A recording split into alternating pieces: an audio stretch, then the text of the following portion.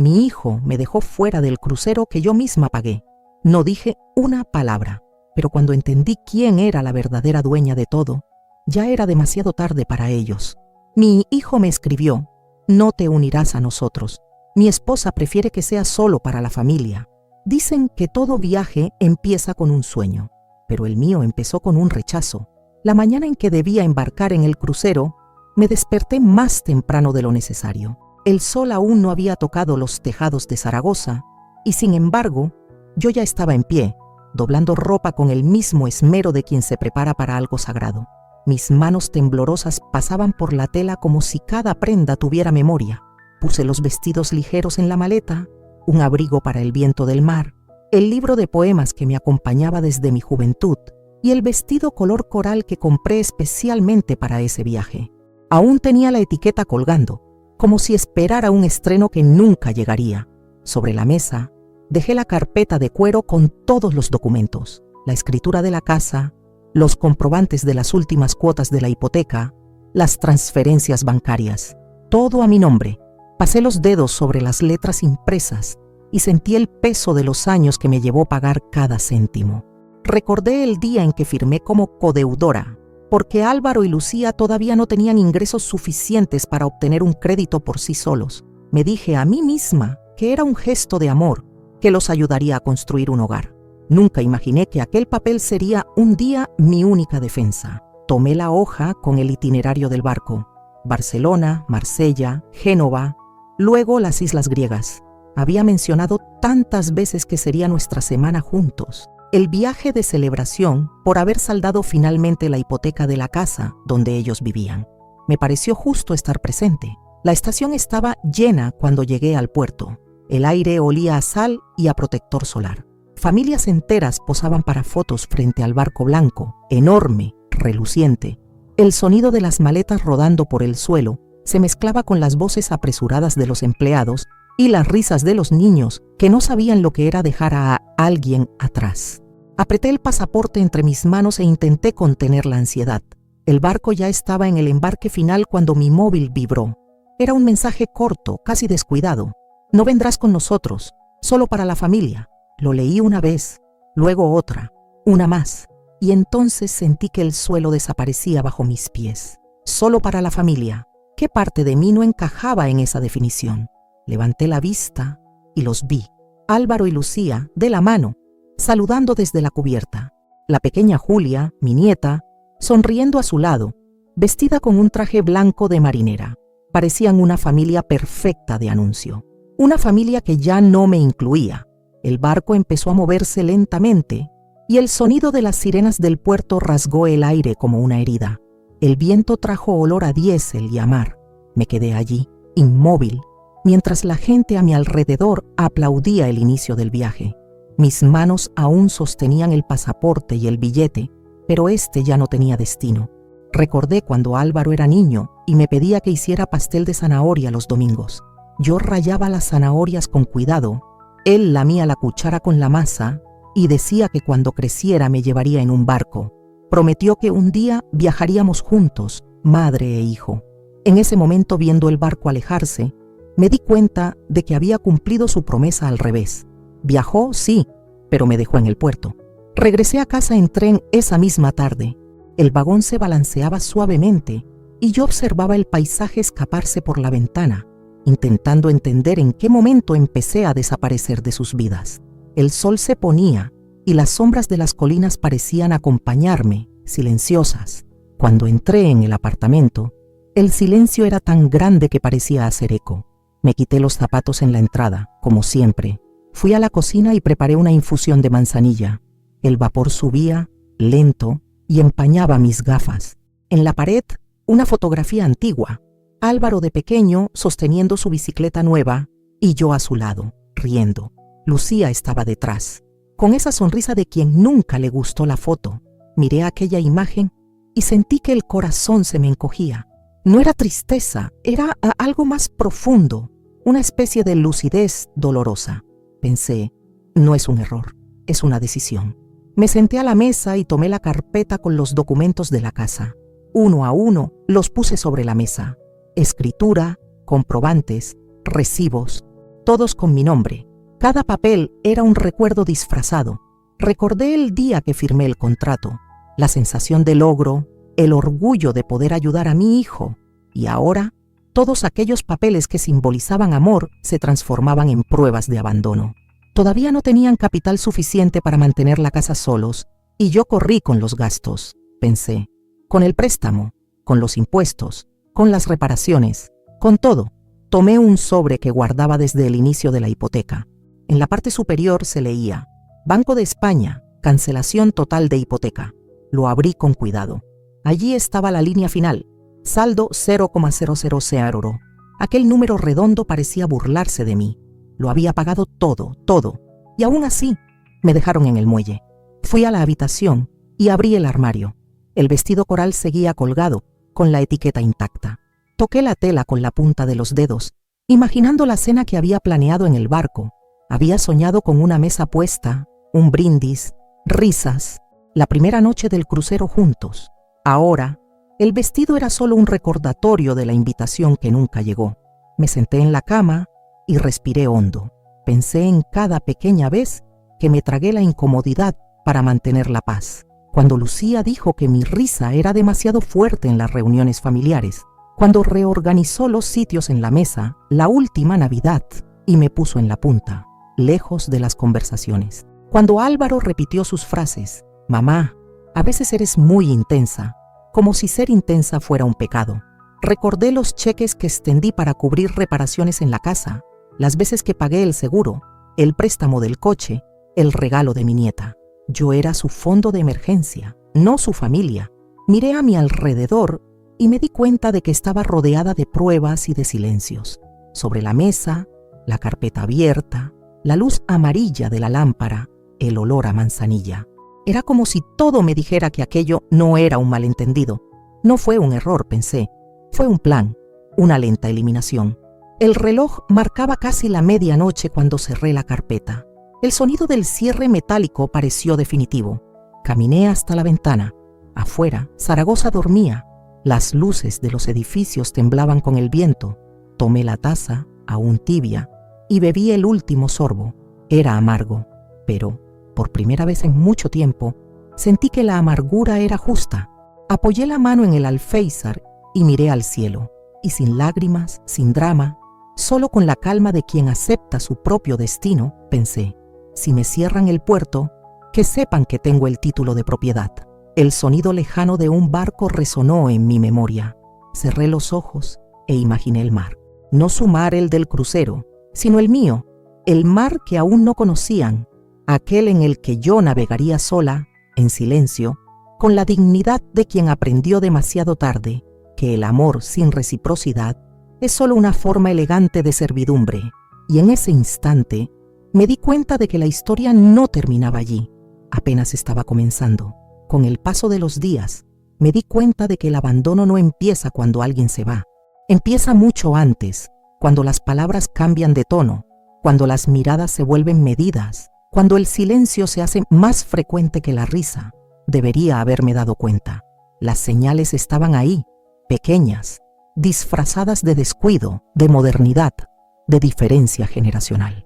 Pero ahora, mirando hacia atrás, veo que cada gesto fue una grieta que yo insistí en cubrir con afecto. Recuerdo una cena en el apartamento de Álvaro y Lucía, meses antes del crucero. Acababan de reformar la cocina.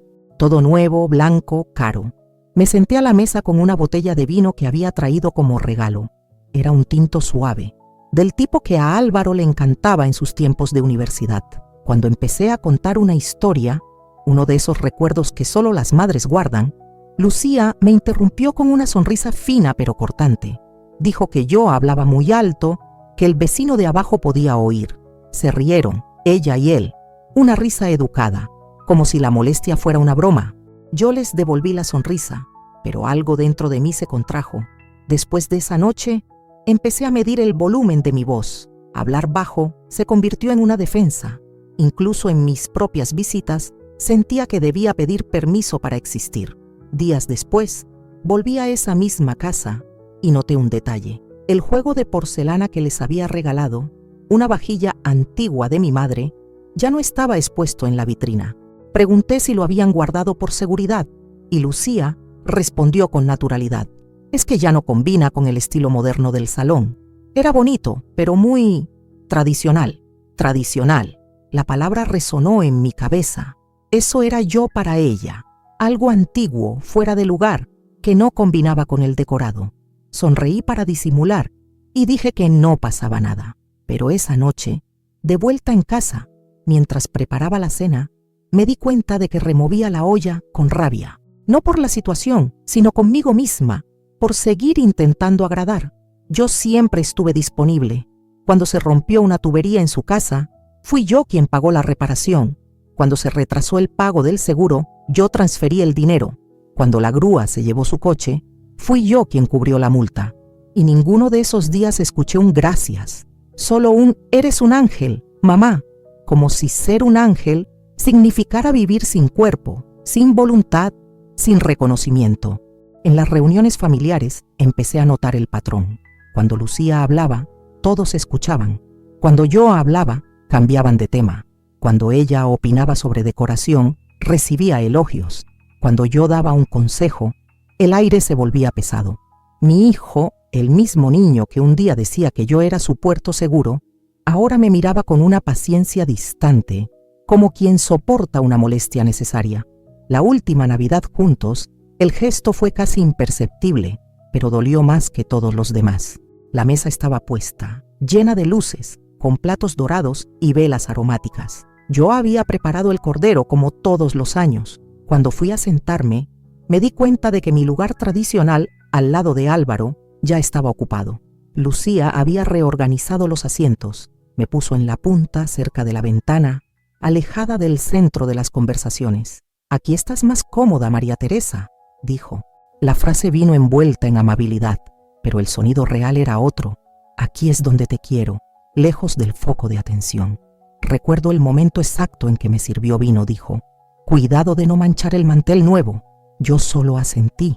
En ese instante, me di cuenta de que ya no era una invitada, era tolerada. Esa noche, fingí tener sueño y me fui antes de las 12. Caminé por las frías calles de Zaragoza, escuchando el sonido de las risas que aún venían del apartamento. Pensé en cuántas veces había pospuesto mis planes, mis viajes, mi vida, para ser un apoyo para ellos, y que recibía a cambio. Una silla apartada y un mantel que debía cuidar de no ensuciar. Al día siguiente, abrí mis extractos bancarios. Fue casi un instinto. Empecé a revisar los pagos que había hecho a lo largo de los años. Transferencias, depósitos, reparaciones, seguros. Había una lista interminable de ayudas, impuestos atrasados que había cubierto, reformas pequeñas, compras compartidas que nunca me devolvieron. Y me di cuenta de que mientras ellos hablaban de libertad financiera, era mi dinero el que sostenía ese discurso.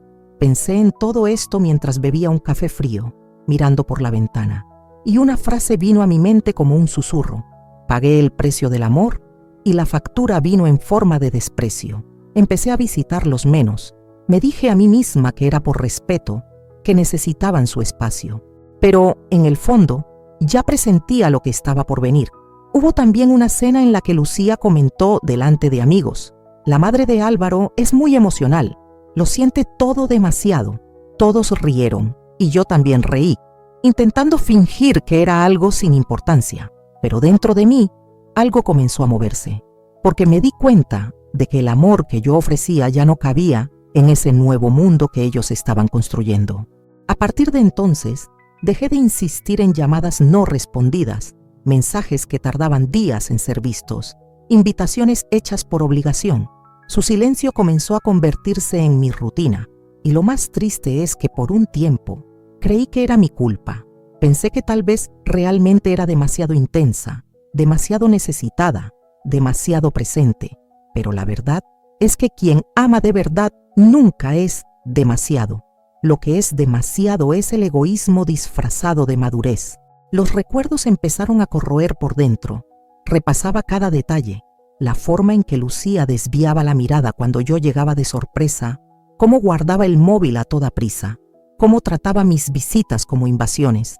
Y yo, intentando compensar, llegaba con pasteles, regalos, cariño, como si el amor fuera una moneda de cambio que pudiera comprar la permanencia. En las tardes en que Julia, mi nieta, se quedaba conmigo, me sentía viva de nuevo. Cocinábamos juntas, dibujábamos, y por unas horas el mundo parecía normal, pero incluso eso fue disminuyendo. Está con muchas actividades, decían. Es mejor no cansarla. Hasta que un día, simplemente, dejaron de traerla. Fui desapareciendo poco a poco.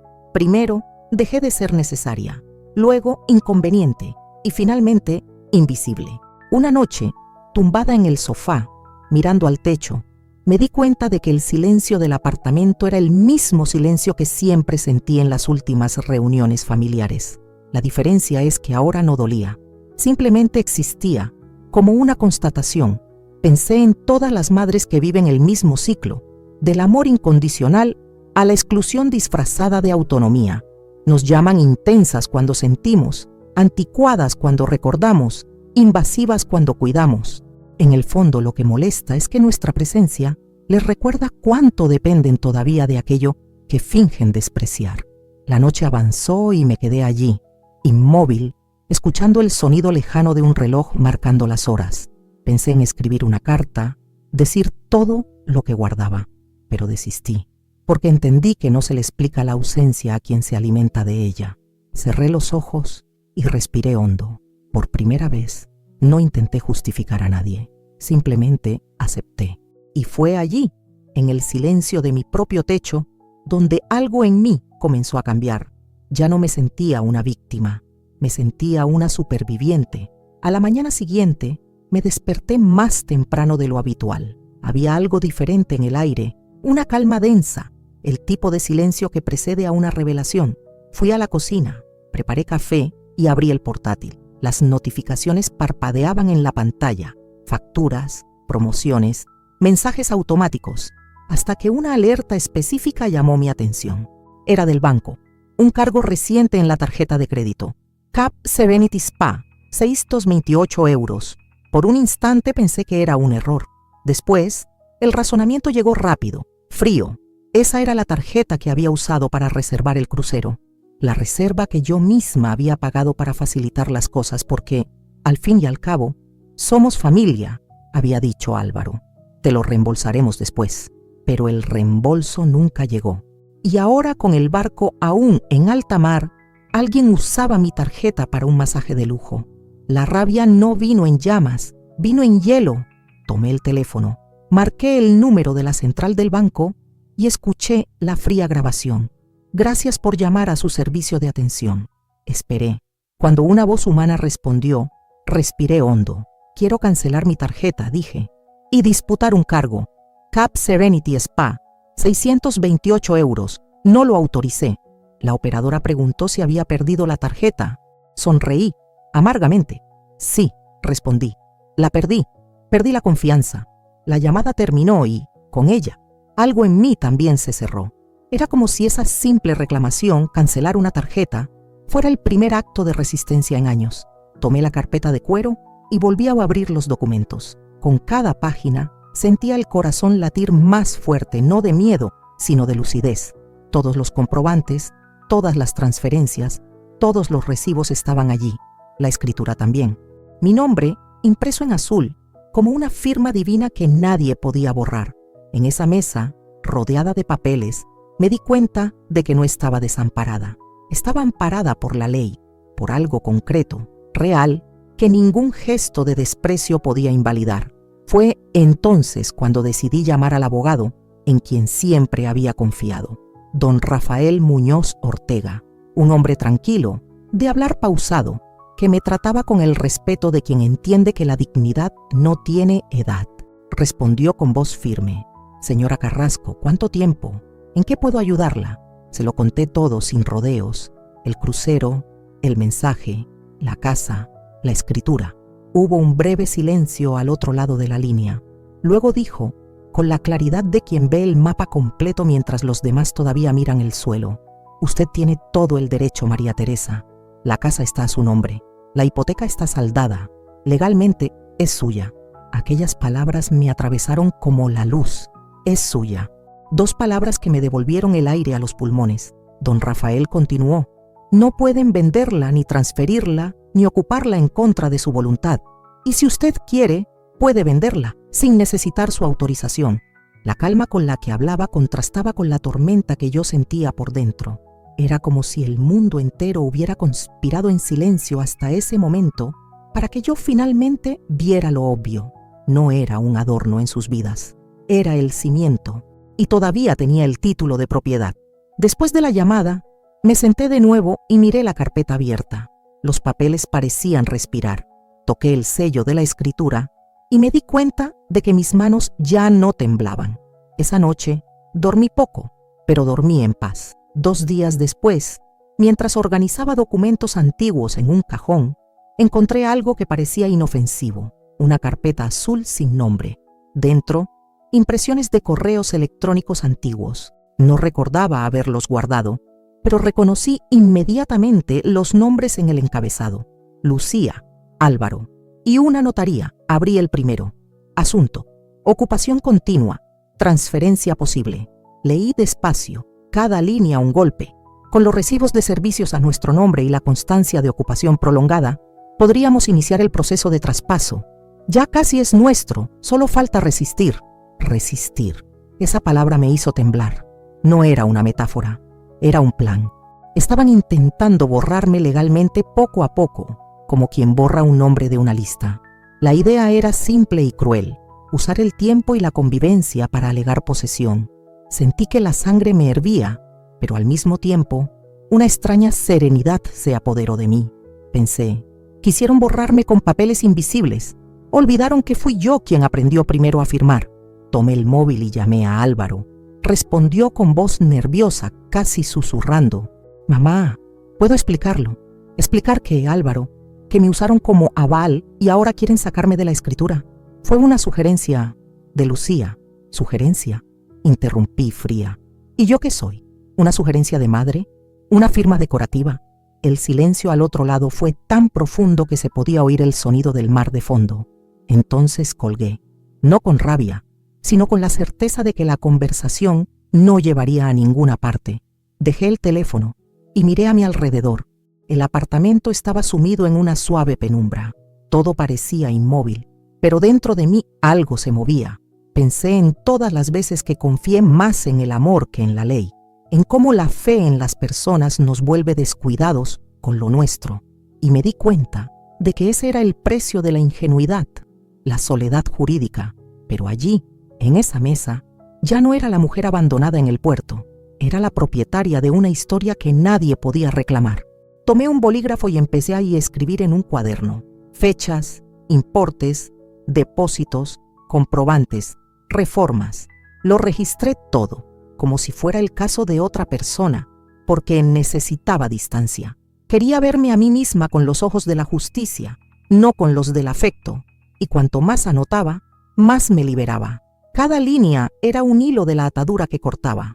Pensé en Lucía, en sus palabras medidas, en sus selfies donde la vida parecía perfecta, y reí sola, una risa corta, seca, porque sabía que nada es tan vulnerable como una mentira disfrazada de virtud.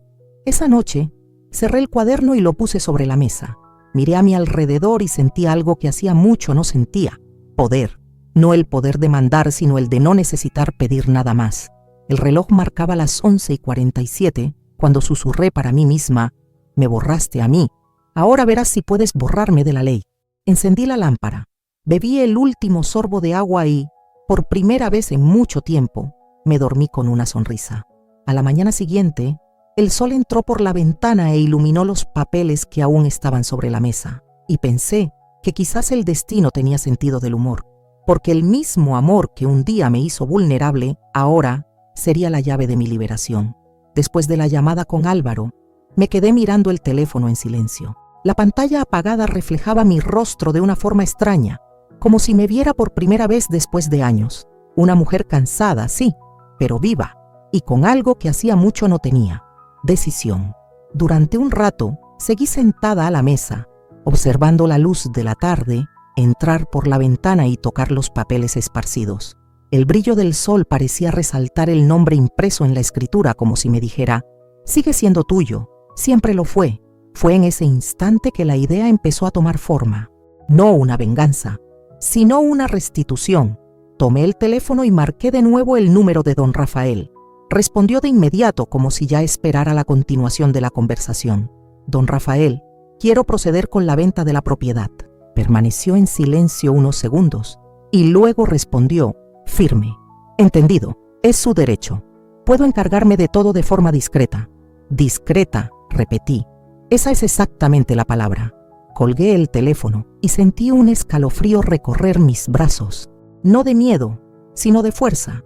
Esa misma tarde, empecé a cerrar cada puerta abierta que aún me ataba a su dependencia. Fui al banco, caminé despacio por las calles de Zaragoza con los documentos en el bolso y entré en la sucursal con la serenidad de quien ya lo ha decidido todo antes de llegar.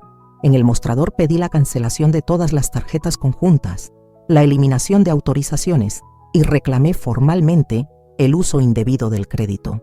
El empleado, joven, intentó ser simpático, pero noté en su mirada que no esperaba ver tanta firmeza en una mujer de mi edad. Sonreí para mis adentros, que subestimen. Siempre ha sido así, y es así como se gana. Salí del banco y me dirigí a una pequeña inmobiliaria en el centro, la misma que don Rafael me había recomendado. Un lugar discreto, sin anuncios en los escaparates, donde se tratan los negocios de gente que prefiere el sigilo. La agente, una mujer de unos 50 años llamada Clara, escuchó mi historia con atención. Le conté lo necesario, sin drama, solo hechos. Le mostré la escritura, los comprobantes, las autorizaciones del abogado. Ella confirmó, tras revisarlo todo. Está todo en orden. Usted es la única propietaria. Asentí. Quiero vender, pero sin hacer ruido. Ningún cartel, ningún anuncio en internet. Trabaje solo con compradores de confianza. Ella lo anotó todo y me miró con respeto. Entendido. Tengo una pareja interesada en inmuebles así. Gente discreta. Pago al contado. 3 días después, Clara me llamó con la voz tranquila de quien tiene buenas noticias. María Teresa, tenemos una oferta. El valor íntegro, sin exigencias. Sentí que todo el cuerpo se me calentaba. Acepto, respondí. Redacte el contrato. Al colgar, me quedé de pie un momento parada en el salón. El sonido del reloj era el único ruido. Cerré los ojos e imaginé la casa que yo misma había ayudado a levantar, siendo finalmente liberada de su falsedad. Ya no era un hogar, era un símbolo. Y los símbolos, cuando pierden su sentido, deben ser devueltos al viento. Esa misma noche, pedí la visita de un cerrajero, un hombre sencillo, de manos firmes y mirada curiosa. ¿Quiere cambiar todas las cerraduras?, preguntó. Todas, respondí, y quiero solo 2 copias de las llaves. Mientras trabajaba, el sonido metálico de las herramientas parecía una música de fondo. Cada chasquido del hierro era un recordatorio. Nunca más. Cuando terminó, le di las gracias y guardé las 2 llaves en un pequeño tarro de cerámica que decía té de limón. Lo puse en el armario más alto de la cocina, fuera del alcance de cualquier recuerdo. Me senté a la mesa con un cuaderno nuevo y empecé a listar todo lo que tenía que hacer. Cancelar tarjetas. Lo marqué con un trazo firme. Firmar contrato de venta. Otro trazo. Enviar instrucciones a don Rafael. Empaquetar objetos sentimentales. Dejar el resto. No había rabia en mis gestos, solo método. Era como limpiar una herida antigua, con cuidado de no reabrirla. En los días siguientes, empecé a empaquetar lo que era realmente mío. Fotografías, cartas, pequeños cuadros, el vestido coral. Dejé atrás los muebles grandes, los libros viejos, el sofá del salón. Aquello ya no me pertenecía. Cada caja sellada era un recuerdo que me negaba a cargar. Mientras empaquetaba, encontré una carta de Álvaro, escrita a los 17 años. Decía: mamá, cuando tenga mi casa, quiero que tengas tu propia habitación en ella. Sostuve el papel unos segundos, luego lo doblé y lo metí en una de las cajas, sin lágrimas. Algunas promesas, me di cuenta, no merecen un altar. La agente inmobiliaria confirmó por teléfono. La firma sería el 21 de agosto a las 9 de la mañana. Sonreí. El mismo día que su crucero regresaría a Barcelona. La noche anterior me senté sola en el salón y observé el lugar. Las paredes aún guardaban marcas de cuadros antiguos. Las cortinas se mecían con el ligero viento de verano. y pensé que, a pesar de todo, esa casa me había acogido, incluso cuando ya no era bienvenida en ella. Tomé el ordenador y redacté una nota sencilla. Propiedad vendida. Toda comunicación debe hacerse a través del abogado don Rafael Muñoz Ortega. No intenten acceder. Gracias. Imprimí 2 copias. Pegué una en la puerta y dejé la otra sobre la mesita de la entrada. Al hacerlo, no sentí placer ni arrepentimiento. Sentí justicia. Después preparé una doble infusión de manzanilla. No por tristeza, sino por ritual. Giré el anillo que aún llevaba, el mismo de mi boda, y pensé en todo lo que había soportado. El duelo, el esfuerzo, la ausencia. Y comprendí algo que nunca te había dicho en voz alta. No me estaba vengando, me estaba restaurando. A la mañana siguiente, me puse ropa sencilla, me recogí el pelo y caminé por la casa por última vez. Toqué cada pared como quien agradece. Cada estancia recibió una mirada larga, tranquila. Tomé las cajas, las metí en el coche y antes de salir, miré la cocina. El lugar donde tantos silencios comenzaron. Susurré, ahora es mi turno. Cerré la puerta, giré la llave nueva. El clic del metal resonó como un punto final. Metí las llaves en un sobre dirigido a la gente clara, con instrucciones para entregarlas al nuevo propietario, y caminé hasta el ascensor sin mirar atrás. En el pasillo, me encontré con una vecina que siempre se entrometía en las conversaciones ajenas. Me observó con curiosidad y dijo, ¿se muda María Teresa? Sonreí. Sí, a veces es necesario dejar lo que ya no nos quiere. Ella intentó responder algo, pero preferí seguir adelante. El ascensor se cerró y el mundo que conocía se quedó dentro. En la calle, el aire era cálido y lleno de vida. La gente pasaba apresurada, los cafés estaban llenos, las campanas de una iglesia sonaban a lo lejos. Yo caminaba ligera, con el corazón en calma y una pequeña maleta. Detrás de mí dejaba una casa. Delante, el primer vestigio de libertad. En la estación, mientras el tren partía, miré por la ventana y vi el reflejo de mi rostro mezclarse con el del paisaje. Por primera vez en mucho tiempo, no vi dolor. Vi a una mujer entera, en silencio, pero entera, y pensé, antes era tolerada, ahora solo mis llaves hablan por mí. A la mañana siguiente de la venta, el sol salió más claro que los días anteriores. Estaba en Benicassim, alojada provisionalmente en un pequeño apartamento frente al mar. El sonido de las olas rompiendo contra las rocas era el único reloj que me importaba.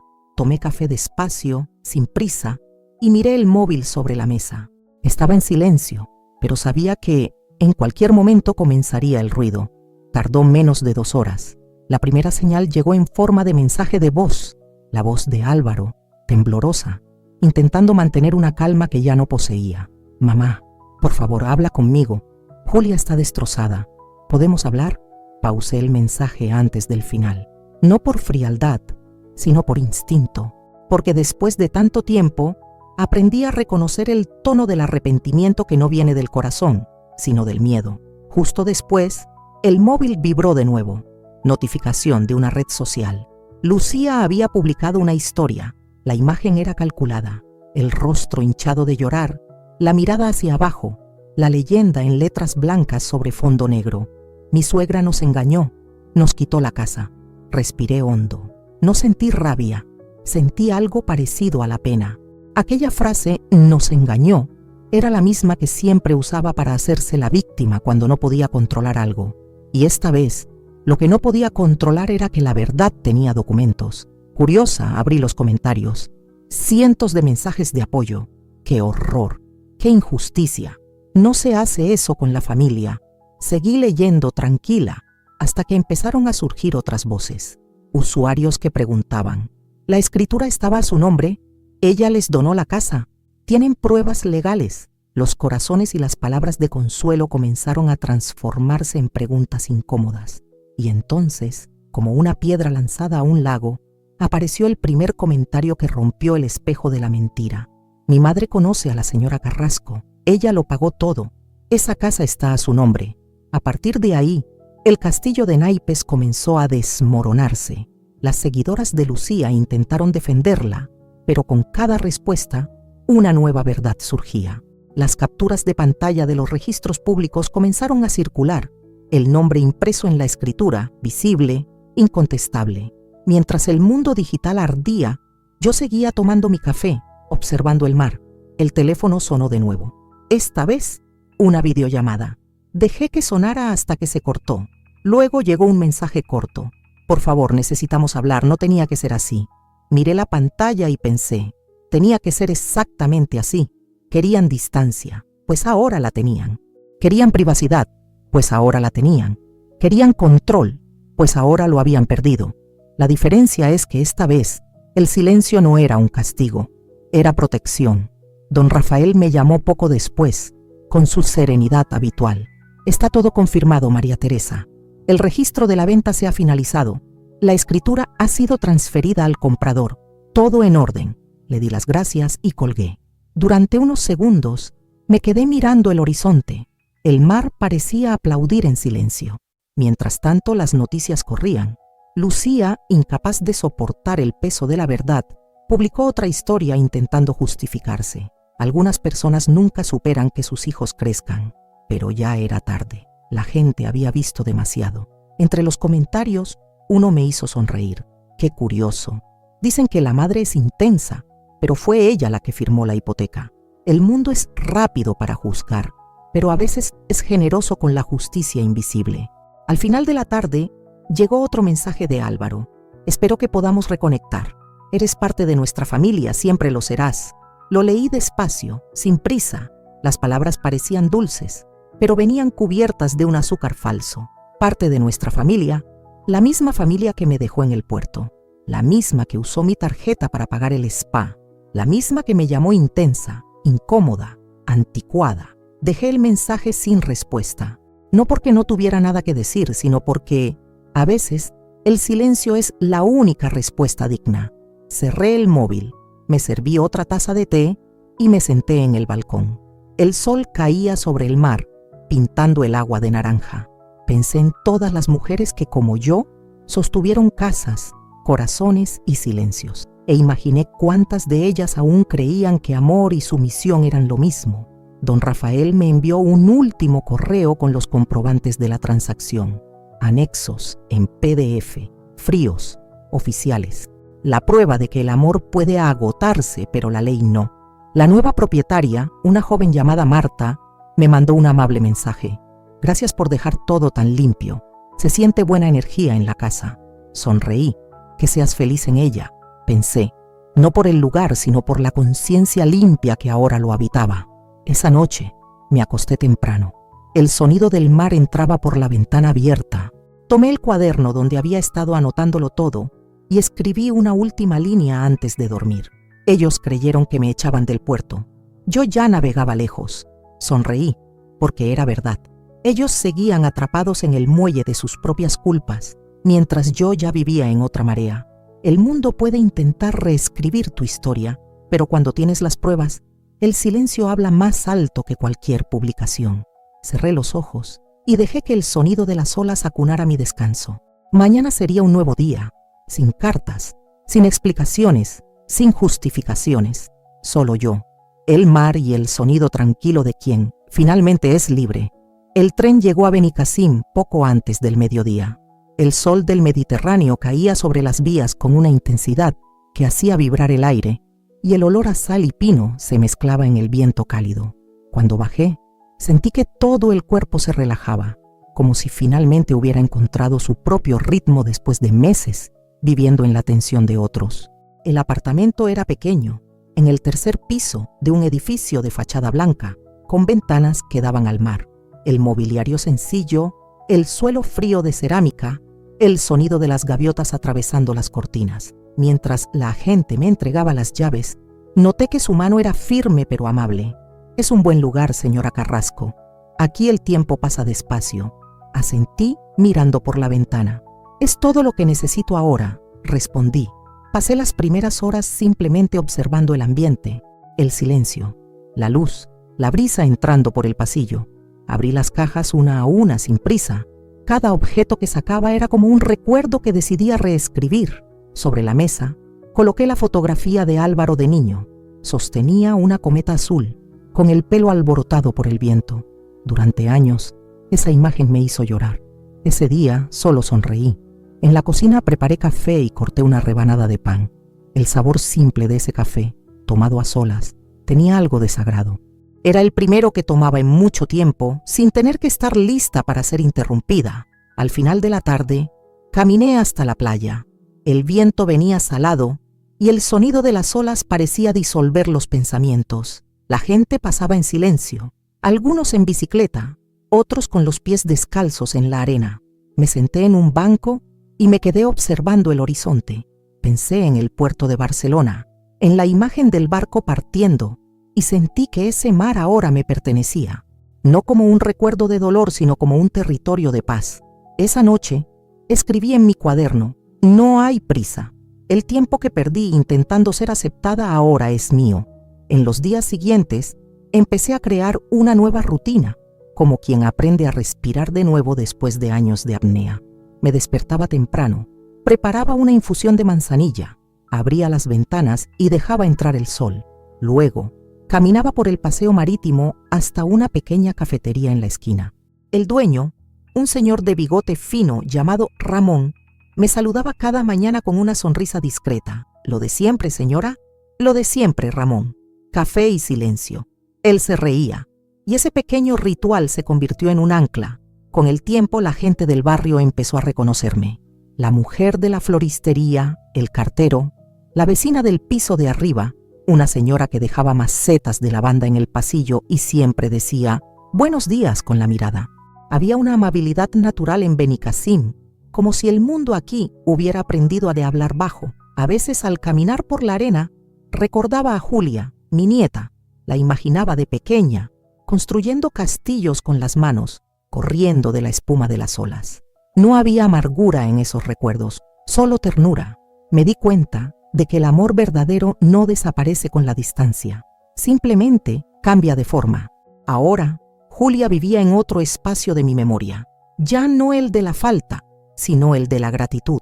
Una tarde, me senté en el balcón y miré el mar durante horas.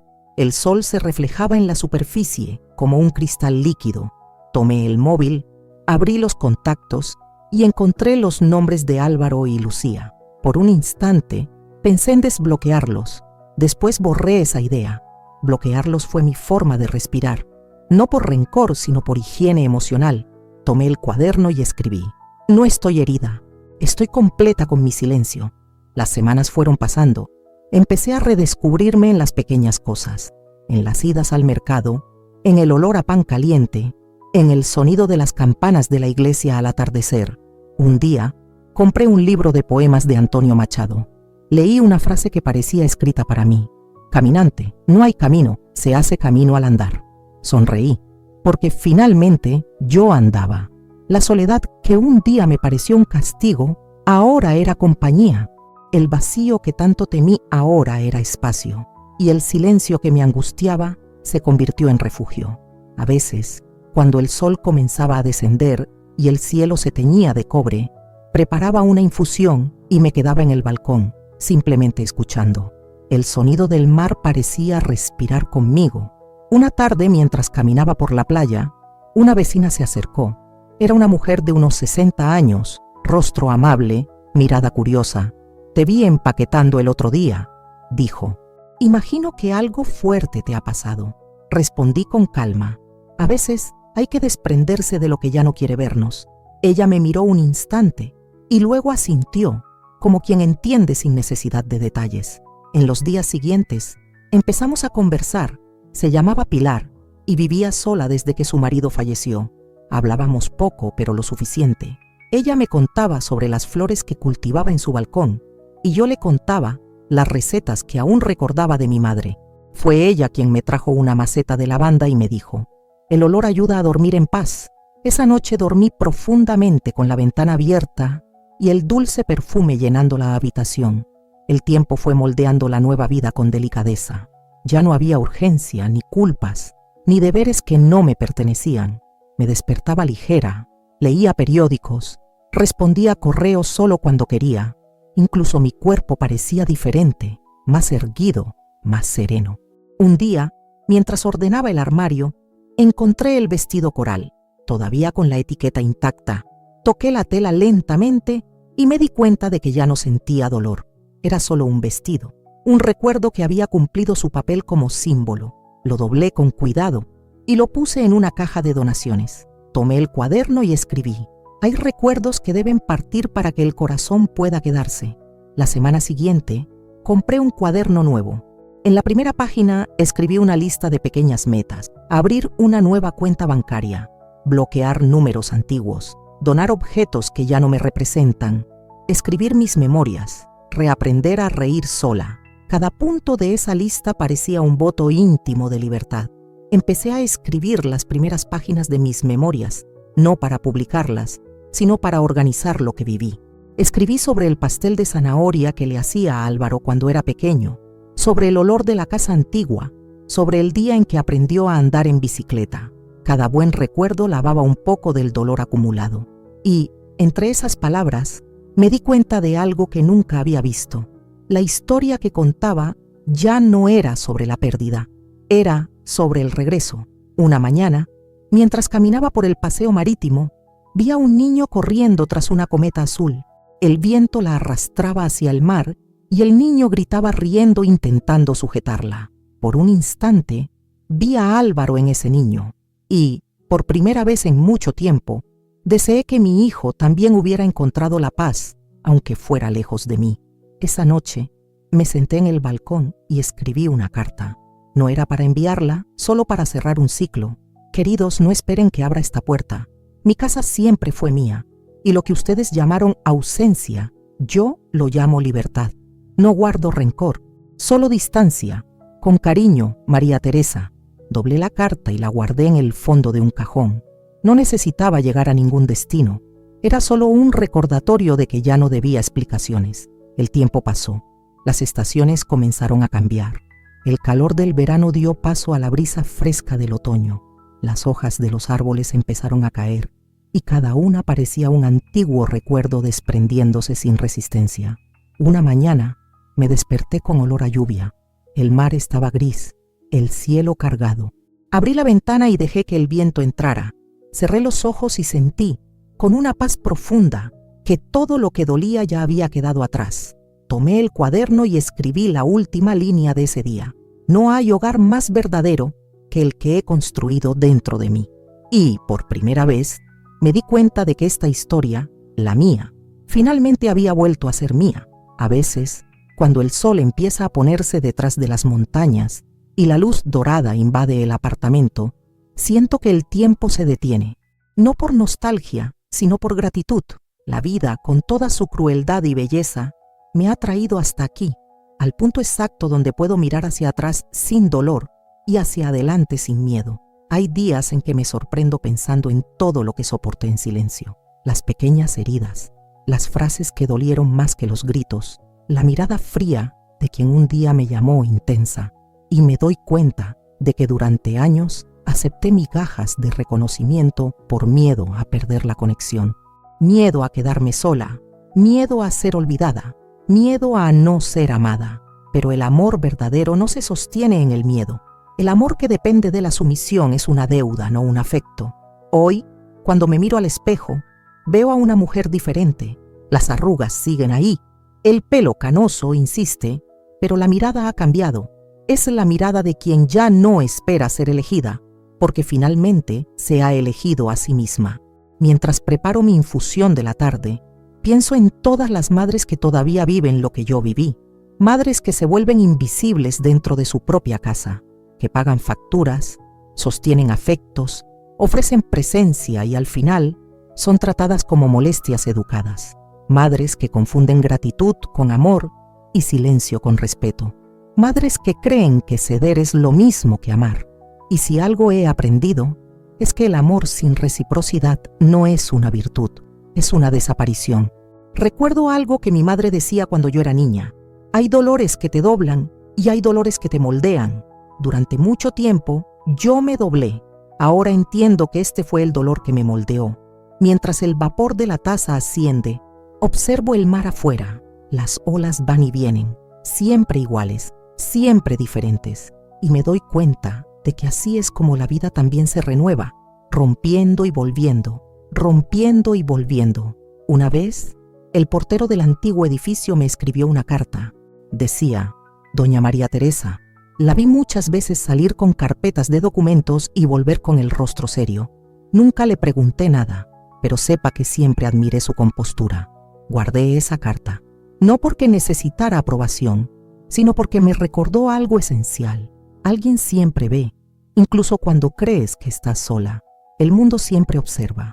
El vecino que nota el peso del silencio, la mujer del café que percibe la mirada cansada, el abogado que entiende lo que hay detrás de una voz serena. Hay una red invisible de testigos anónimos que ven lo que el mundo prefiere ignorar. Y son esas pequeñas presencias silenciosas las que, sin saberlo, nos salvan. No necesité exponer a nadie. No monté un espectáculo. No publiqué nada. No devolví humillación con humillación. Aprendí que la verdadera justicia no necesita aplausos. La justicia se escribe con papel, con ley, con dignidad. Y al final, cuando todo se calma, lo que queda es el eco de la verdad. Tarda, pero llega. Y cuando llega, no hace ruido.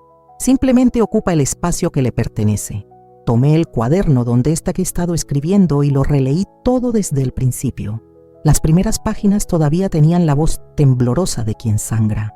Las últimas, sin embargo, eran firmes, serenas.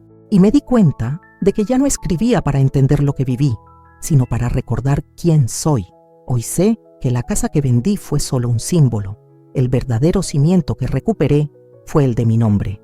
Aquella escritura no trataba sobre ladrillos, sino sobre identidad, porque cuando alguien intenta borrar lo que has construido, lo que está en juego no es el bien material, es el derecho a existir con dignidad. Algunas personas me preguntan si me arrepiento, si tal vez fui demasiado lejos. Sonrío, no porque me haga gracia, sino porque la pregunta revela cuánto espera todavía el mundo que mujeres como yo pidan disculpas por sobrevivir. No me arrepiento. El arrepentimiento es el lujo de quien tuvo elección. Yo no la tuve. Fui empujada al borde del muelle y, cuando me di cuenta, el barco ya partía. Solo que esta vez, quien embarcó fui yo, en un barco solo mío, sin cubierta, sin espectadores, sin promesas vacías. Y descubrí que el mar es más amable cuando lo enfrentas en silencio. Pienso en Lucía a veces, no con rabia, sino con curiosidad. Ella creía que el poder venía de controlar a los demás, pero el verdadero poder es no necesitar controlar a nadie. Y eso, quizás, nunca lo entienda. Pienso también en Álvaro, y a pesar de todo, todavía lo amo. No al hombre en que se convirtió, sino al niño que un día me tomó de la mano y me llamó su puerto seguro. Ese niño todavía vive en algún lugar, perdido entre las decisiones equivocadas y las culpas que vendrán. Y cuando pienso en eso, solo deseo que un día él también encuentre la paz. El tiempo pasó, y la vida aquí ha ganado otra textura. He aprendido a cocinar para mí misma, a reírme sola con una película antigua, a apreciar el sabor del silencio. Hay noches en que me quedo despierta solo escuchando el sonido lejano de las olas. Es curioso. Durante años, pensé que el silencio era ausencia. Hoy entiendo que es presencia, presencia de mí conmigo. Al principio pensé que lo había perdido todo. Ahora sé que fue al contrario. Perdí lo que me empequeñecía y gané lo que me completaba.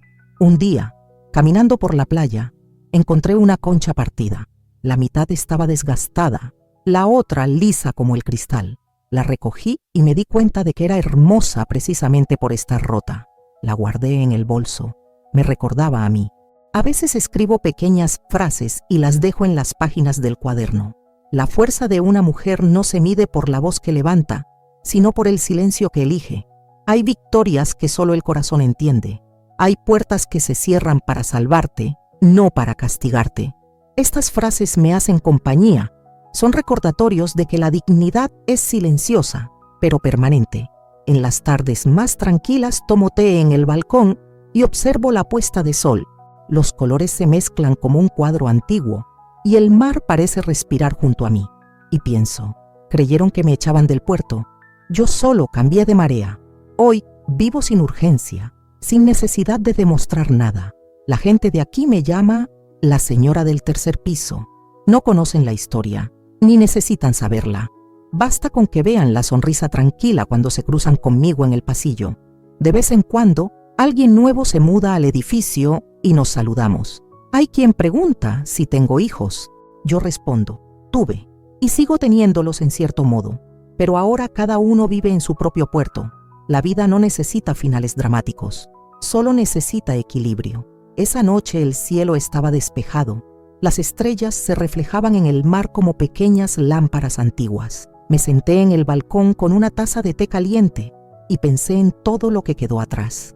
El barco, el puerto, las lágrimas, la humillación, la decisión. Y en medio de todo eso, me di cuenta de que había algo que nunca me quitaron: la capacidad de empezar de nuevo. El viento trajo el sonido lejano de una canción callejera, una melodía suave, antigua, que hablaba de amor y de regreso. Cerré los ojos y dejé que el sonido entrara.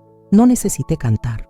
Mi silencio ya era música. Tomé el cuaderno y escribí la última frase de mi historia. Ellos pensaron que me expulsaban del puerto, pero yo zarpaba en mi propio mar.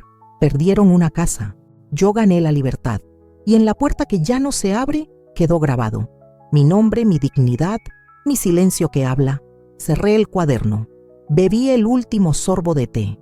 El sol se despidió y el mar, como testigo, respondió con un único sonido, el de las olas rompiendo a compás de paz. Quizás estás escuchando esta historia y crees que entiendes de qué lado estás. Tal vez sientas compasión por la madre que fue abandonada en el puerto, o tal vez sientas incomodidad porque en algún lugar dentro de ti sabes que fuiste quien partió y dejó a alguien esperando. Pero la verdad es que no hay lados en esta historia, hay espejos. En cada gesto impaciente que le dedicamos a quien nos ama, hay una pequeña muerte. En cada silencio que elegimos por orgullo, hay un trozo de amor que se pierde. Y en cada luego te llamo, en cada no es el momento, puede estar el último instante de alguien que solo quería ser recordado. Ser madre no es ser santa. Ser hijo no es ser ingrato. Somos todos humanos, y la humanidad duele porque exige elecciones. Hay quien dice que el tiempo lo cura todo, pero el tiempo no cura lo que la conciencia insiste en recordar. El tiempo solo revela lo que realmente importaba, y casi siempre lo que importaba era lo que dejamos de decir. Tal vez, mientras escuchas esto, haya alguien a quien no escuchas desde hace tiempo, alguien que espera un gesto simple, una mirada, una palabra. Y tal vez aún estés a tiempo, o tal vez no. La vida es demasiado breve para vivirla entre malentendidos y silencios orgullosos, porque el amor, el verdadero, no pide perfección, pide presencia. Si eres madre, recuerda, amar no es anularse, es existir con entereza. Si eres hijo, recuerda, amor no es solo nacer de un vientre, es permanecer por elección. Y si solo eres alguien que carga con la nostalgia, entonces escucha bien. El dolor que ahora te quema es lo que todavía te hace humano. No huyas de él. Es la prueba de que en el fondo todavía hay algo que puede ser sanado, porque al final todos volvemos al mismo puerto. Unos con el corazón cansado, otros con las manos vacías, pero solo aquellos que tuvieron el coraje de amar y de pedir perdón vuelven con paz. Entonces, antes de que el silencio vuelva a ocupar el aire, pregúntate, hoy, ¿a quién dejarías en el puerto? ¿Y quién todavía te espera en él? ¿Y tú? ¿Qué fue lo que más te impactó en este giro de la historia? Escribe en los comentarios qué parte te emocionó más y cuéntanos también desde qué ciudad nos estás viendo. Comparte esta historia con tus amigos, porque puede tocar sus corazones también. Un fuerte abrazo y hasta la próxima.